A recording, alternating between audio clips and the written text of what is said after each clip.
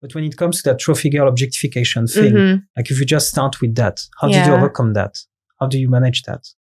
I think I'm still managing it because when I mentioned when I was younger, of course, you have a lot of learning lessons.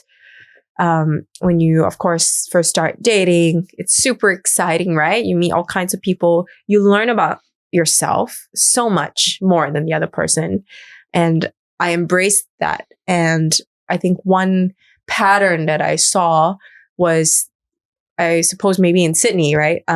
Men who did see me as that trophy material and kind of courted me that way and gave me everything, gave me the best of the best, or what I thought was the best of the best at that time compared to other experiences.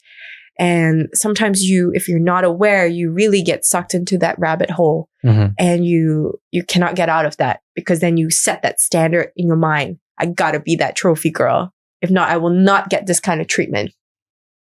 So that's really dangerous once you're stuck in that trap. Yeah. The only way to get out of that is to untie that part of yourself and sort of come back to earth and ask yourself, in a relationship or even a friendship, you have the needs and the wants, right? I completely changed my order.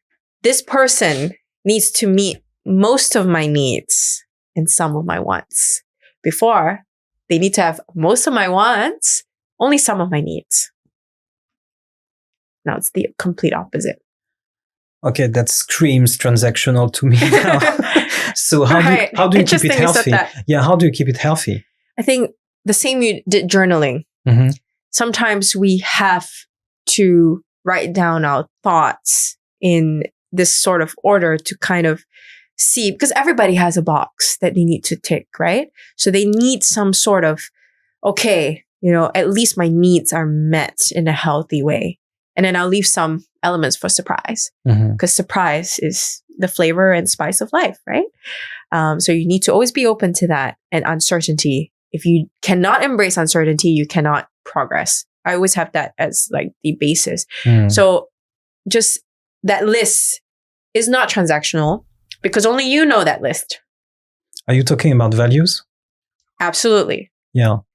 So even just what they can offer you, even going back to the love language of people, if you need someone that's a bit more words of affirmation, or someone that is able to vocalize his thoughts in a very healthy way, that's a need.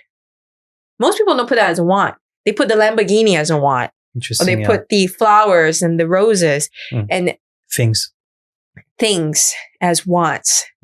And yes, growing up in a place like Singapore, a lot of the times, yes, I grew up with that kind of notion that the successful man that can provide for me is the one that has all the wants that I initially had on the list. But just for that list alone, that personal list, that changes, but more or less stays pretty much consistent in my later part of my 20s. So I think for women and men to really know for themselves, I think that's essential as a core reflection process. And then we take it from there. We go out into the open, expose ourselves to as many people as possible, right? In terms of like building relationships, right? The friendship, the core, and then decide from there. It's so sad that I see people rush into things and then that breaks down just as fast as it started because they don't want to work on it. They just give up. Next. Thank you. Next. Yeah. But where is life in that?